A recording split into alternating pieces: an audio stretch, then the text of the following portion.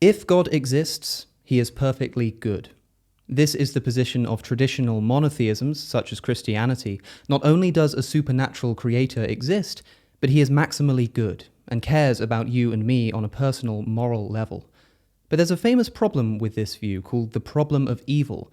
If an all-powerful God exists who is capable of eliminating all the evil in the world, then why doesn't he? Why does evil exist? Why do people get cancer and murder each other and put pineapple on pizza?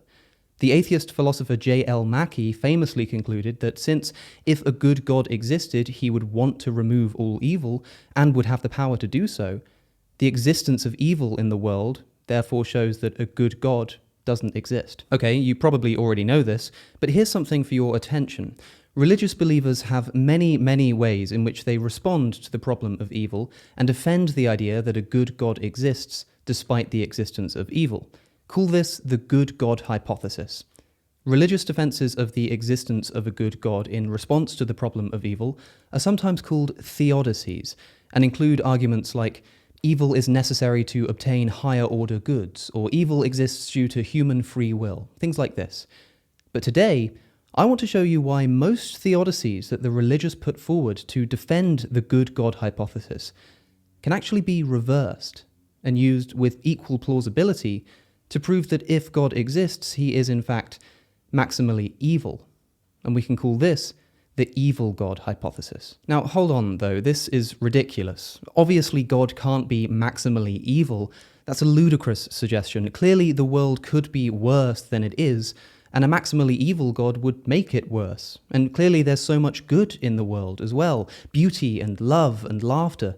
Things that a maximally evil God wouldn't allow to exist. It should be obvious that these everyday observations are incompatible with a totally evil, omnipotent being. Just look around, see all the good in the world, and you'll see how ridiculous it is to suggest that God is maximally evil. But that's kind of the point. Most religious believers immediately reject the evil God hypothesis based on these kinds of simple observations. But if the religious can say, look at how much good there is in the world, this disproves the evil God hypothesis, why can't the atheist say, look how much evil there is in the world, this disproves the good God hypothesis? Well, as I say, the religious can use theodicies, philosophical arguments to reconcile the existence of evil with a good God. But what if these same theodicies work in reverse and can also reconcile the existence of good with an evil God? Well, it would mean that the religious believer has no more reason, absent other factors, to suggest that their God is good than they do to suggest that their God is evil. And so, unknowingly, by responding to the problem of evil with theodicies, the religious are simultaneously using arguments that just as validly support the existence of an evil God. This is the problem posed by the Oxford philosopher Dr. Stephen Law in his 2010 paper, The Evil God Challenge. Most theists say that the idea of a good God is far more reasonable than the idea of an evil God, but if the arguments for defending the first work just as well in defending the latter, then they're unjustified in claiming that the good God hypothesis is more rational than the evil God hypothesis. Here's the crux of Stephen Law's argument. He doesn't try to prove or disprove the existence of any God, good or evil, and he doesn't pass judgment on whether religious theodicies are successful. He just says that if the religious easily dismiss the evil God hypothesis because of the existence of good, they should just as easily dismiss the good God hypothesis because of the existence of evil.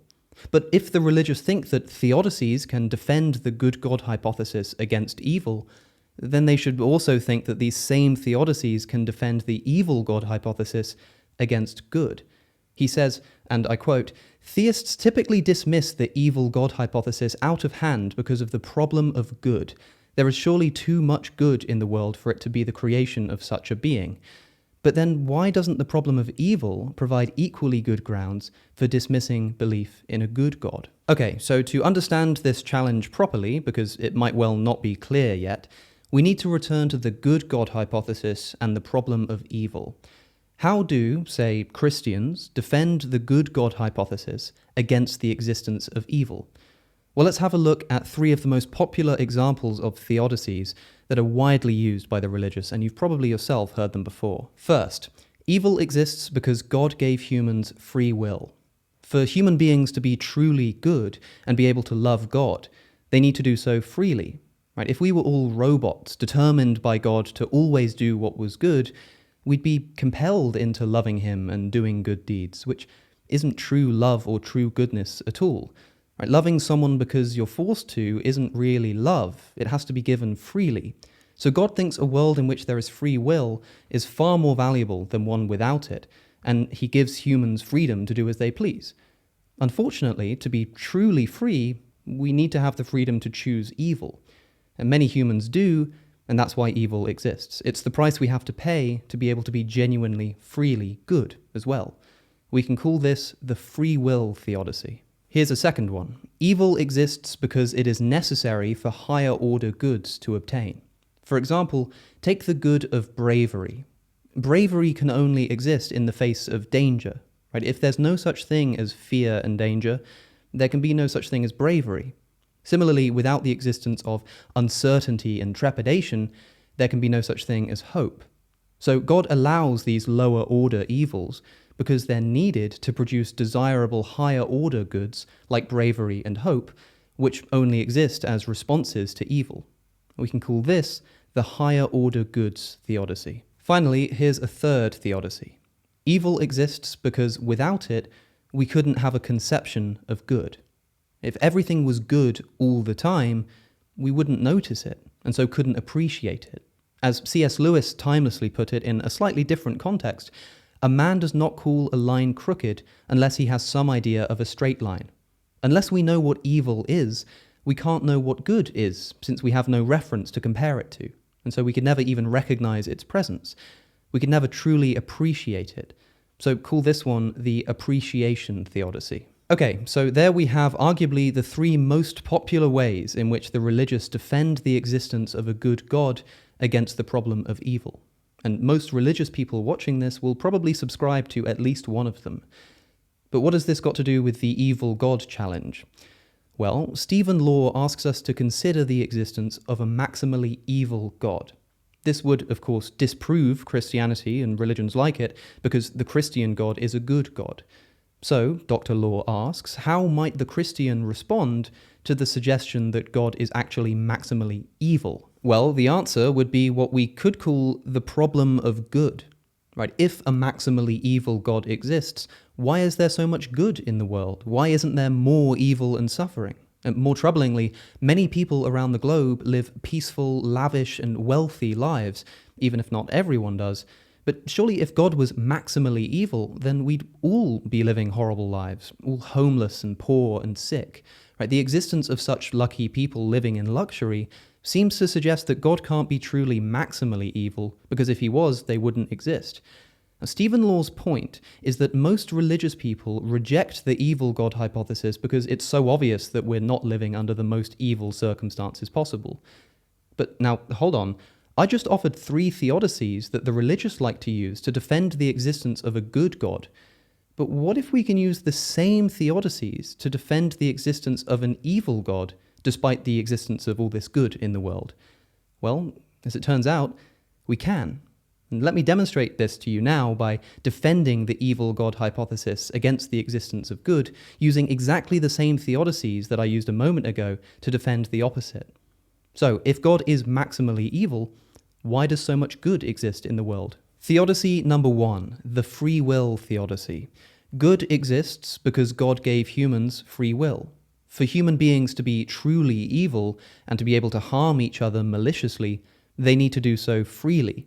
If we were all robots, determined by God to always do what was bad, we'd be compelled into doing bad deeds, which doesn't truly make us bad at all, since we wouldn't be responsible for the actions.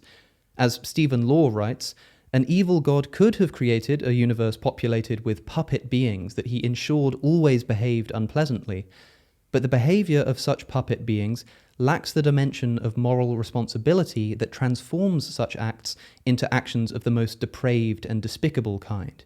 To maximize evil, an evil God would want us to perform cruel and selfish acts of our own volition. So that's why a maximally evil God would give people the freedom to be good, because it's the price he has to pay to be able to create people who are also capable of being genuinely, freely evil. Theodicy number 2, the higher order evils theodicy. Good exists because it is necessary for higher order evils to obtain. For example, take the evil of betrayal. Betrayal can only exist in the face of trust and friendship. If there's no such thing as trust and friendship, there can be no betrayal. Similarly, without the existence of love, there can be no such thing as heartbreak. Without the good of having something pleasant, there can be no such evil as loss or grief.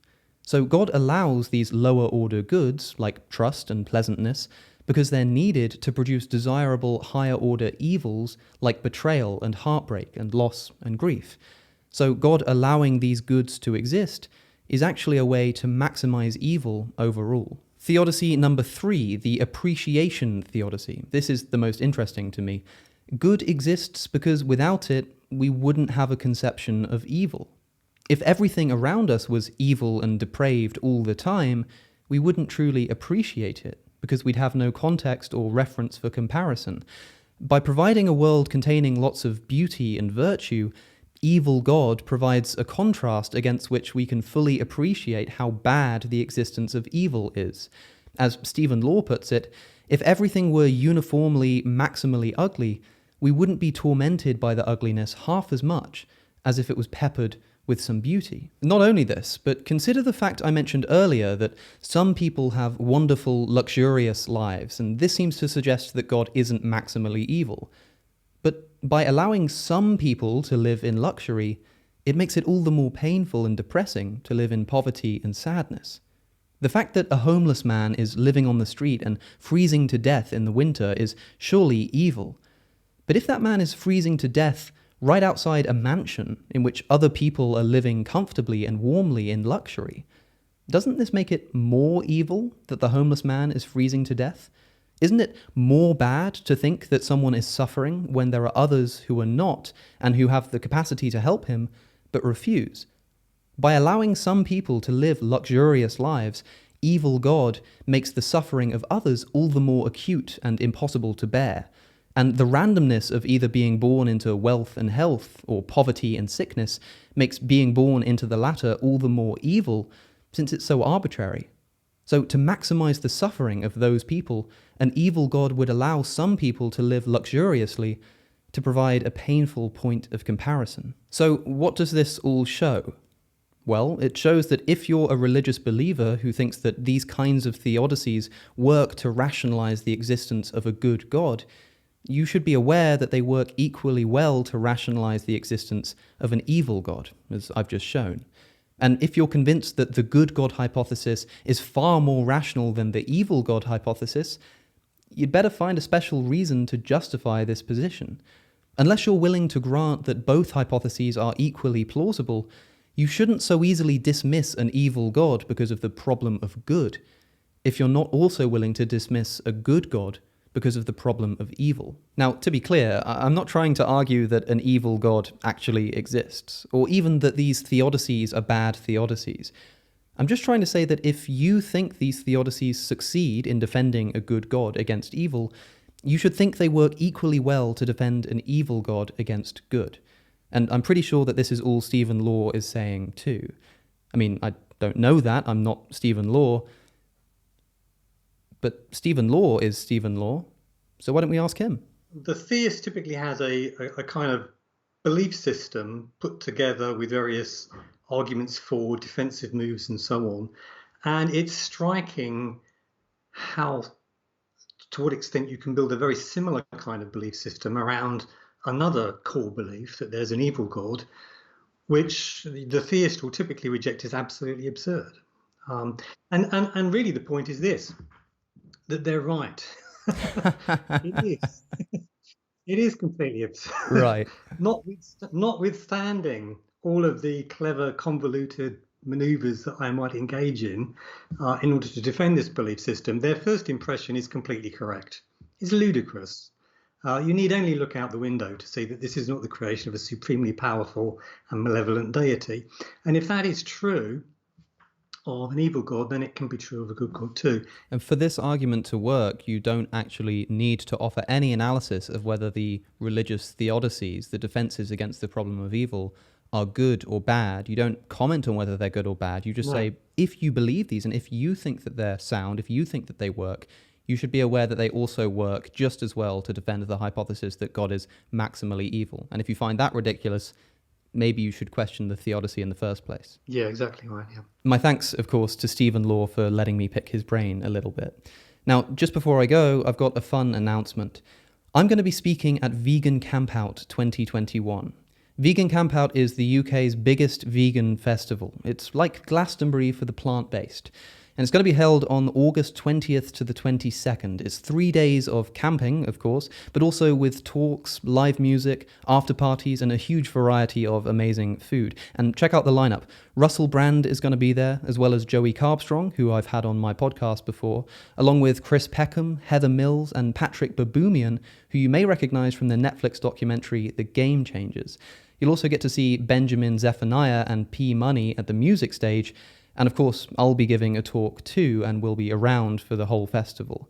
Over 40% of the tickets have already been sold, so if you do want to come, go to vegancampout.co.uk or use the link in the description to secure your place. I'm really excited about it, and it would be great to see as many of you there as possible. It's also a great opportunity, of course, to meet other vegans from across the country, or maybe bring along some friends who are considering giving up animal products. Either way, I'll look forward to seeing you. But anyway, I just want to take a moment to remind you that everything I do is supported by you on Patreon. And a special thanks, as always, to my top-tier patrons. If you like my content, please do consider supporting the channel at patreon.com/Cosmic Skeptic, or use the link in the description. That said, I've been Alex O'Connor. You can find me on social media here. Don't forget to subscribe. Thank you for watching, and I'll see you in the next one.